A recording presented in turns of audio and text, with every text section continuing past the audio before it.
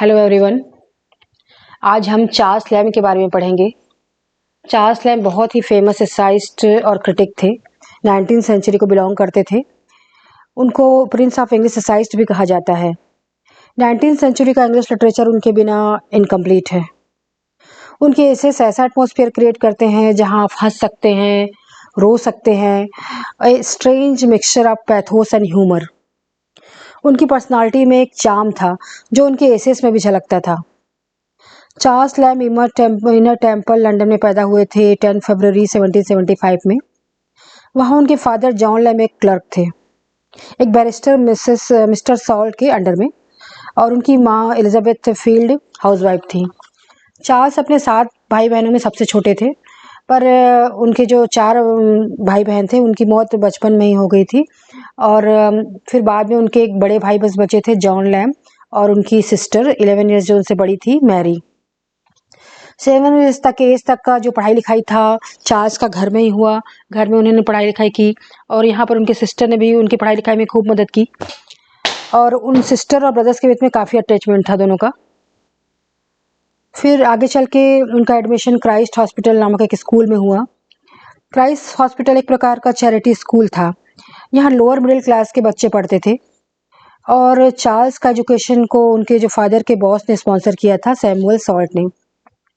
There is a lot of information about Christ Hospital, S.T. Coleridge, leg Hunt, famous writers, ये सब जो थे 19th century के, उन्होंने यहाँ पे पढ़ाई की थी। वो बहुत ही फास्ट फ्रेंड थे चार्ल्स के, और इनकी ये जो फ्रेंडशिप थी लाइफ लॉन्ग चली। और उस स्कूल के बारे में कहा जाता है कि बच्चों को बहुत ही क्रूअल ट्रीटमेंट मिलती थी क्राइस्ट हॉस्पिटल में, और बहुत सारा वायलेंस होता था। मैंने एक इंसिडेंट भी पढ़ा था स्कूल के से रिलेटेड, प्रिंसिपल से रिलेटेड। वे कभी कभी बहुत ही एंग्री हो जाते थे, बहुत ही गुस्सा हो जाते थे और वायलेंट हो जाते थे। और इसी गुस्से में उन्होंने एक बच्चे के ऊपर एक बुक फेंक दी। अब बच्चे का नाम था लेग हंट। लेग हंट एक बहुत ही फेमस राइटर थे 19th सेंचुरी के, और उनके फेस में हर्ट हुआ और उनका दांत ही टूट के गिर गया। इस तरह से इंसिडेंट था। पर चार्ल्स लैम्ब काफ़ी भाग्यशाली रहे और उन्हें इस तरह से कुछ सामना नहीं करना पड़ा। उनका घर पास में ही था और वीकेंड में, छुट्टियों में वो घर चले जाते थे। इसके साथ ही उनके जो स्पॉन्सर थे सैमुअल सॉल्ट, वो स्कूल के ट्रस्टी भी थे, तो उनको काफ़ी सुख सुविधाएं मिली हुई थी जो बाकी के बच्चों को नहीं मिली हुई थी। जो बाकी के उनके स्कूलमेट्स थे, जैसे कॉलरिज हो गए, कॉलेज जो उनके साथ पढ़ते थे, और लेई हंट हो गए, और दूसरे बच्चों को। बाद में लैम्ब ने अपने स्कूल डेज को याद करते हुए एक ऐसे भी लिखा है, Christ hospital 5 and 30 years ago। ये बहुत ही फेमस ऐसे है। उसमें बहुत ही ह्यूमरस और बहुत ही फनी ढंग से अपने स्कूल डेज को याद किया है उन्होंने। लैम्ब यूनिवर्सिटी एजुकेशन नहीं ले पाए क्योंकि उनके जो फादर थे फाइनेंशियली उतने स्ट्रांग नहीं थी, तो आगे वो नहीं पढ़ पाए, उनको ड्रॉप आउट लेना पड़ गया। 15 ईयर्स की एज से ही उनको काम करना पड़ा। पहले वो लंदन मर्चेंट के अंडर काम में करते थे, फिर साउथ सी हाउस उन्होंने ज्वाइन किया ऑफिस में, वहाँ कुछ साल तक काम किए। और जो उनके एसेस जो कलेक्शन में जो फर्स्ट एसे था वो था साउथ सी हाउस। इसमें यहाँ के जो एक्सपीरियंसेस था उसके बारे में उन्होंने लिखा है। और यहाँ एक एम्प्लॉय काम करता था, एलिया करके, इटालियन एम्प्लॉय, उनके बारे में भी उन्होंने लिखा है। और इसी नाम को उन्होंने अपने अपने पेन नेम की तरह इस्तेमाल किया है, एलिया। तो अपने एसेस को एसेस ऑफ एलिया के नाम से लिखते थे। एसेस ऑफ चार्ल्स लैम्ब इस तरह से नाम नहीं था उनका, मतलब एसेस का। फिर बाद में लैम्ब ने ईस्ट इंडिया हाउस ज्वाइन किया एज ए क्लर्क। और ईस्ट इंडिया हाउस जो था वो ईस्ट इंडिया कंपनी का हेडक्वार्टर था लंदन में, और यहाँ उन्होंने 32 ईयर्स तक काम किया लैम्ब ने यहाँ पर। Now talking about his family again. Lamb की फैमिली में बैडनेस की प्रॉब्लम थी। उनके फादर में कुछ हद तक बैडनेस का लक्षण था। उनकी सिस्टर मैरी को तो पागलपन के बहुत ज़्यादा दौरे पड़ते थे और बहुत ही ज़्यादा अफ्लिक्टेड थी इस पागलपन के वजह से। एक बार हुआ क्या, बहुत ही ट्रेजिक इंसिडेंट हुआ उनके फैमिली में। लैम्ब की सिस्टर मैरी इंसैनिटी का दौरा पड़ा और किसी बात से बहुत ज़्यादा इरिटेटेड हो गई, और उनकी मदर वहाँ पर आई और लड़की को चिल्लाने लगी और कंटिन्यूसली चिल्लाने लगी। वो सडनली मैरी कंट्रोल से बाहर हो गई और उन्होंने एक टेबल नाइफ लिया पास में जो था, और उससे अपनी माँ को सीने में भोंक दिया। माँ की डेथ तुरंत हो गई। So that was a very tragic incident. Charles Lamb अपने फ्रेंड से लेटर्स के ज़रिए बात करते थे, उनको बताते थे अपनी लाइफ के बारे में। तो इस इंसिडेंट के बारे में उन्होंने एस.टी. कॉलरिज को बताया है। वो लिखते हैं, my poor dear dearest sister in a fit of insanity has been death of her own mother. I was at hand only time enough to snatch the knife out of her grasp.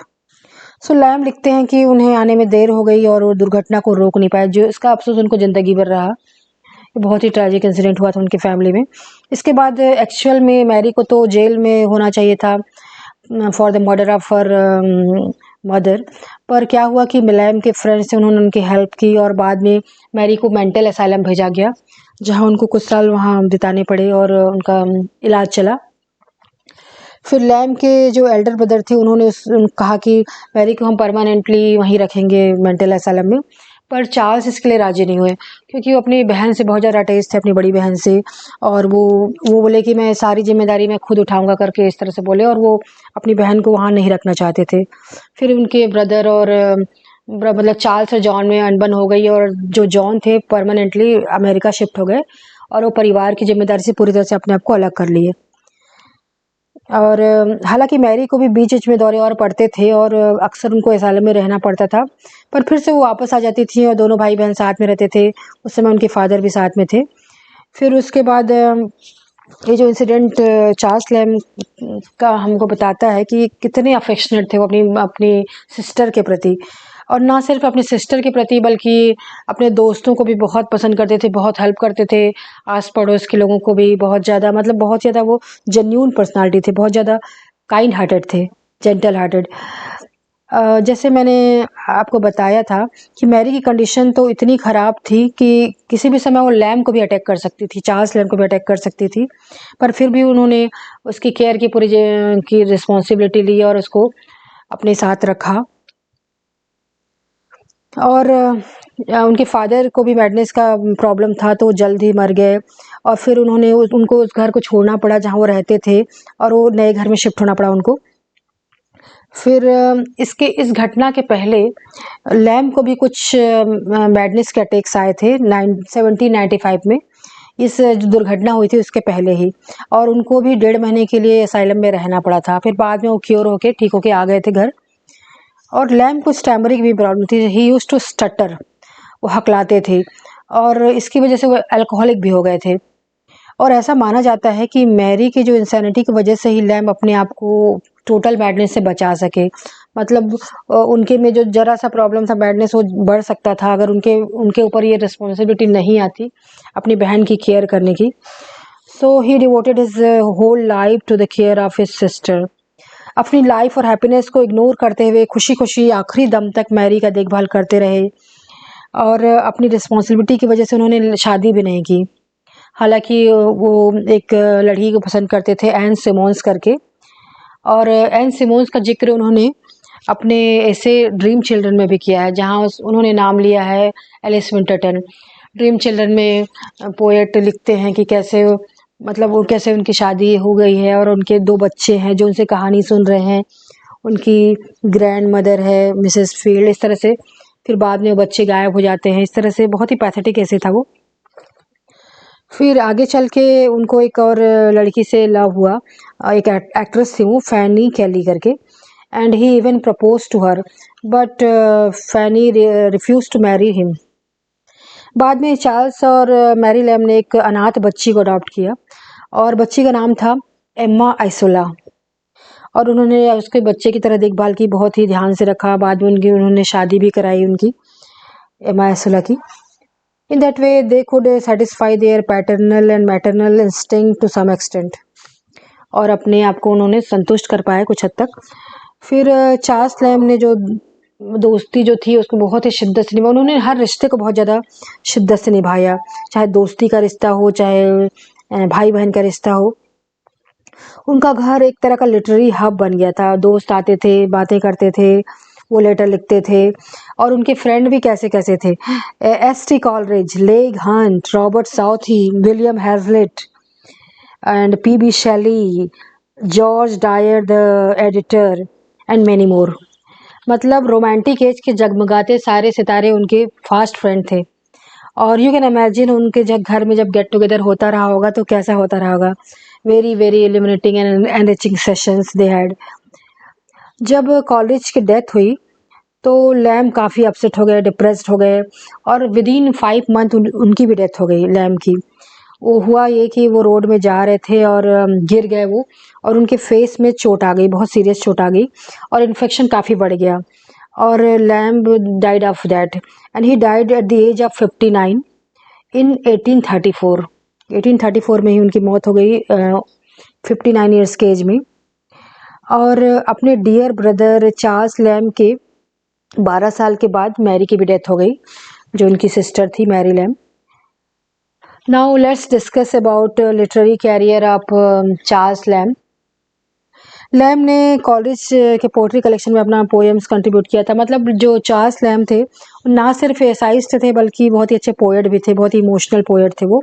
और जब ST. College ने एक poetry का collection निकाला, poems on various subjects करके, तो उन्होंने lamb ने भी उसमें कंट्रीब्यूशन किया। उनका पोएम था ब्लैंक वर्स करके, और ओल्ड फैमिलियर फेसेस। जो ब्लैंक वर्स था काफ़ी उनका सेंटिमेंटल पोएम था, वो 1798 में पब्लिश हुआ था। और फिर उन्होंने चार्ल्स लायड के साथ मिलकर ओल्ड फैमिलियर फेसेस लिखा, ये भी काफ़ी सेंटिमेंटल पोएम था। लैम तो बाय नेचर बहुत ही सेंटिमेंटल थे, तो ऑब्वियसली उनका पोएम्स भी सेंटिमेंटल तो रहेगा ही। और इस तरह से उनका पोएटिक कैरियर उतना बहुत ज़्यादा आगे नहीं बढ़ पाया जितना कि उनके दोस्तों का था, विलियम वर्ड्सवर्थ, एस.टी. कॉलेज। लेकिन वो एसेस के फील्ड में काफ़ी सक्सेसफुल हुए, बहुत ज़्यादा सक्सेसफुल हुए, और हम एसाइस्ट के रूप में ही उनको जानते हैं। फिर 1798 में उन्होंने एक नावल भी लिखा, और नावल का नाम था a tale of Rosamund Gray and old blind Margaret करके। ये भी नावल सक्सेसफुल हुआ कुछ हद तक। फिर उन्होंने एक पोएटिक ट्रेजेडी लिखी, जॉन वुडविल, और ये ट्रेजेडी कुछ खास पॉपुलर नहीं हो पाई। और उनकी जो सिस्टर थी मैरी लैम, वो भी काफ़ी गिफ्टेड राइटर थी। फिर उन्होंने साथ में मिलके कुछ लिटरेरी वर्क्स किए। उनका जो लिटरेरी पार्टनरशिप था काफ़ी सक्सेसफुल हुआ। लैम को और मैरी को स्टेज में बहुत इंटरेस्ट था, बहुत ही ड्रामा में बहुत इंटरेस्ट था, खास करके एलिजाबेथन ड्रामा और शेक्सपियर के ड्रामा उनको बहुत पसंद थे, शेक्सपियर उनके कंटेम्परीज के।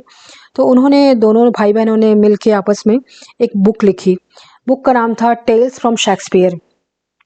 ये जो 1807 में ये पब्लिश हुआ, टेल्स फ्रॉम शेक्सपियर।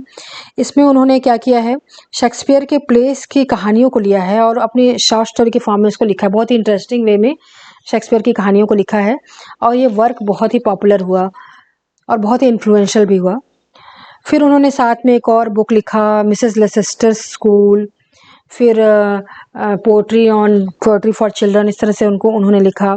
फिर चार्ल्स लैम ने ओडिसीज के चिल्ड्रन वर्जन को लिखा, जिसका नाम था एडवेंचर्स ऑफ यूलिसिस।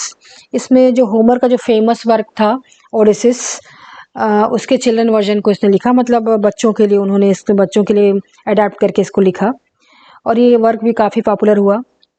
फिर आगे चल के शेक्सपियर के जो ड्रामास थे उनको बहुत ज़्यादा इंटरेस्ट था, जैसे कि मैंने बताया ही था, बहुत ज़्यादा स्टेज में इंटरेस्ट था उनको। और वो शेक्सपियर एज के जो बाकी ड्रामाटिस्ट थे, पोएट्स थे, उनको भी वो रिवाइव करना चाहते थे। तो उन्होंने एक क्रिटिकल वर्क लिखा, एक आलोचनात्मक वर्क लिखा, जिसका नाम था specimen of English dramatic poets who lived about the time of Shakespeare. Specimen of English dramatic poets who lived about the time of Shakespeare, और ये 1808 में पब्लिश हुआ।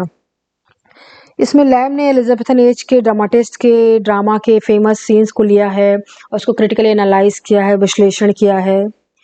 यह बुक बहुत ही इन्फ्लुएंशियल थी, बहुत ही इंपॉर्टेंट थी, क्योंकि इसने शेक्सपियर के समकालीन जो राइटर्स थे, जो उनके कंटेम्पररी राइटर्स थे, उसमें लोगों के इंटरेस्ट को बढ़ा दिया, रीडर्स के इंटरेस्ट को पुनर्जीवित कर दिया, रिवाइव कर दिया।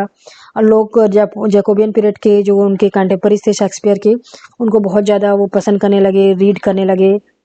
तो इस तरह से बहुत इन्फ्लुएंशियल बुक था, और इस बुक ने 19वीं सेंचुरी की पोएट्री में भी बहुत ज़्यादा अपना प्रभाव छोड़ा। लैम ने शॉर्ट स्टोरी भी लिखी है, ड्रामास लिखा है, और पोएट्री भी लिखी है। इस तरह से काफ़ी जॉनर में उन्होंने एक्सपेरिमेंट किया है, पर उनके जो लेटर्स थे और एसेस थे सबसे ज़्यादा पॉपुलर हुए, और इसी के लिए हम उनको आज जानते हैं। उन्होंने ये एसेस को एक सीरियनेम एलिया के थ्रू लिखा है। मतलब उन्होंने अपना नाम यहाँ पेन नेम एलिया इस्तेमाल किया है। लैम के जो एसेज थे वो लंदन मैगजीन में पब्लिश होते थे। लंदन मैगजीन एक प्रकार का पीरियोडिकल एसेज मतलब मैगजीन था जहाँ ये पब्लिश करते थे अपने एसेज को। और उनके जो एसेज थे लंदन मैगजीन में पब्लिश होने के बाद में उसको उन्होंने कंपाइल किया, कलेक्शन किया और 1823 में ये एसेज ऑफ एलिया के नाम से भी पब्लिश हुआ उनका जो एसेज था। फिर बाद में इसका सेकंड सीरीज आया 1833 में, उनके डेथ के जस्ट एक साल पहले, और ये पब्लिश हुआ और इसका नाम हुआ Last Essays of Elia, Lamb के डेथ के एक साल पहले। और ये दोनों वर्जन जो है बहुत ही पॉपुलर हुआ उनका और लोगों ने उनको हाथों हाथ लिया। वो काफ़ी ऑटोबायोग्राफिकल स्टाइल में लिखते थे अपने जो एसेज थे, तो लोगों को उनका जो स्टाइल था काफ़ी पसंद आया। फिर लैम धीरे धीरे लिटरेरी सर्कल में अपना रेपुटेशन आगे बढ़ाते गए, बहुत इस्टेब्लिश हो गए वो। और now let's talk about prose style of Charles Lamb. अब लैम का जो प्रोज स्टाइल था काफ़ी पर्सनल था और ऑटोबायोग्राफिकल था। वो अपने बारे में लिखते थे और कन्वर्सेशनल टोन में लिखते थे, मतलब वो ऐसे लिखते थे जैसे कि वो रीडर से बात कर रहे हों, कुछ मतलब उनकी आपस में दोस्ती हो गई है और रीडर्स को बता रहे हैं, वो इस तरह से लिखते थे, बहुत ही इंटरेस्टिंग स्टाइल में। फिर इसलिए चार्ल्स लैम को काफ़ी पसंद किया जाता है। और चार्ल्स लैम की लाइफ को और पर्सनालिटी को जाने बिना उनके एसेज को पूरी तरह से रिलेट कर पाना, जुड़ पाना डिफ़िकल्ट है, इसलिए हमने बहुत ही अच्छे से डिस्कस किया उनकी लाइफ को। फिर उन्होंने अपने एसेज में जो अपने विचारों को बहुत ही इंटीमेटली वो बताते थे, बहुत गहराई से बताते थे क्या उनके विचार हैं, उनके इमोशंस क्या हैं, उनके थॉट्स क्या हैं, उनके एक्सपीरियंसेस ऑफ लाइफ क्या हैं। बहुत ही हमको पता चलता है जब हम उनके एसेज को पढ़ते हैं। बहुत इनफॉर्मल तरीके से वो लिखते थे अपने एसेज को। उन्होंने क्या पढ़ा, उन्होंने कौन सी बुक पढ़ी, कौन से राइटर से मिले और उनका क्या इन्फ्लुएंस हुआ उनके राइटिंग्स पे, ये सारा हमको पता चलता है। ये सारा all that comes in his work. ये उस आदमी के बारे में बहुत कुछ बताता है उनका जो एसेस है, जिसका नाम है चार्ल्स लैम। अक्सर लैम को ओल्ड फैशन राइटर कहा जाता है क्योंकि वो कुछ पुराने तरीके से लिखते थे। लैम की राइटिंग्स क्या थी, बहुत ही ज़्यादा नॉस्टैल्जिक थी और वो एलिजाबेथन जो एज के जो राइटर्स थे, थॉमस ब्राउन, फुलर, ये सब की राइटिंग से बहुत इंस्पायर्ड थे और उसी वे में लिखते थे वो। और उनको पास्ट से काफ़ी लगाव था, उनको अतीत से काफ़ी लगाव था, काफ़ी नॉस्टैल्जिक थे वो। अपने चाइल्डहुड मेमोरीज़ को याद करते थे, अपने बीते वक्त को याद करते थे और हमेशा पास्ट में खोए रहते थे और बताते थे अपने बारे में कि कैसे उनकी ग्रैंड मदर फील्ड थी, कैसे उनके ब्रदर जॉन लैम थे, कैसे उनकी सिस्टर मैरी थी। और उनके नाम को वो एक तरह से मिस्टिफाई कर देते थे, जैसे अपनी बहन का नाम वो एसेस में लिखते थे ब्रिजेट करके और एक्चुअल में उनका नाम था मैरी। इस तरह से मिस्टिफाई भी करते थे वो, मतलब टोटल ट्रूथ नहीं बताते थे अपने लाइफ का, बल्कि उसको मिस्टिफाई कर देते थे, कुछ फैक्ट और फिक्शन का मिश्रण कर देते थे। कुछ तो उनके लाइफ का एक्चुअल फैक्ट रहता था और कुछ वो फैंसी का इस्तेमाल करके बहुत ही इंटरेस्टिंग वे में अपने एसेस को लिखते थे। और उन जगहों के बारे में लिखते थे जहाँ वो घूमने गए, जिस ऑफिस में वो काम किए, जिस स्कूल में वो पढ़े, इस तरह से सारा का सारा अपना लाइफ वो लिखते थे। और उनकी राइटिंग्स में जो है काफ़ी इंटेंसली नॉस्टैल्जिक हम पाते हैं। It was a kind of retelling of vivid memories, यादों की बारात हम कह सकते हैं। और उनके वर्ड्स काफ़ी इमोशनल हुआ करते थे, होते हैं मतलब एक्चुअल में। और जब आप उनके एसेस में पढ़ेंगे तो ढेर सारे मूड्स, टेम्परामेंट देख सकेंगे। एक ही एसे में कभी वो बहुत खुशी हो जाते हैं, खुश हो जाते हैं, किसी के बारे में बात करते रहते हैं और अगले ही पल वो दुख से भर जाते हैं और यादों में खो जाते हैं।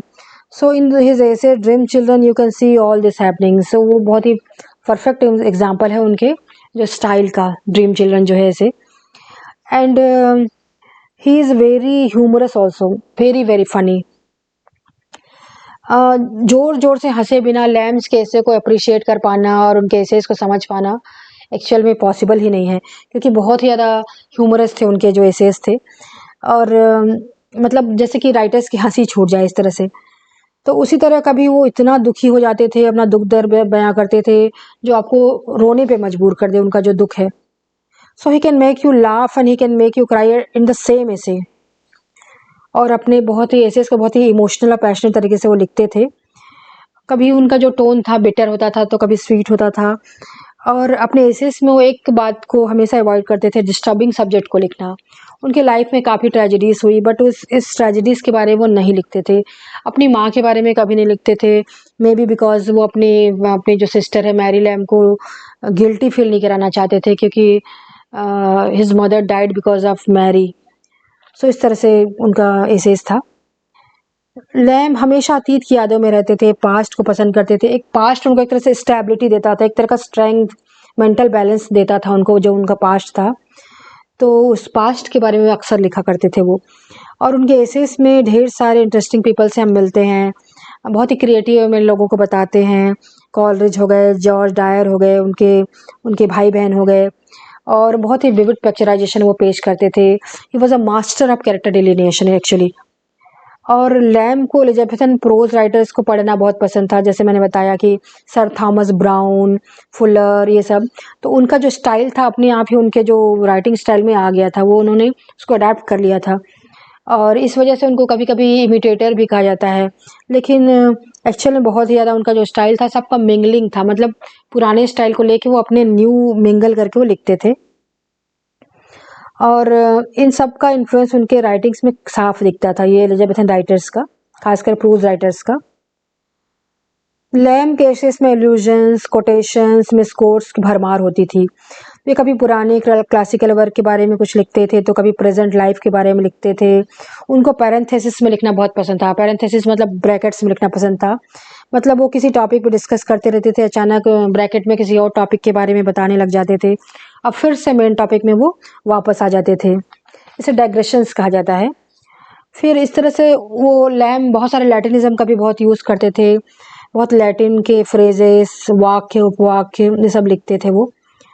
और लैम की जो राइटिंग जो स्टाइल थी वो रोमांटिक एज, रोमांटिक मूवमेंट की आत्मा उसमें स्पष्ट झलकती थी। बहुत ही ट्रू स्पिरिट था उनके में रोमांटिक एज का। उनका आम आदमी में जो इंटरेस्ट था, उनका लैंग्वेज जो था, उनका जो प्रोज स्टाइल था, सारा का सारा रोमांटिक एज की छाप बताता है।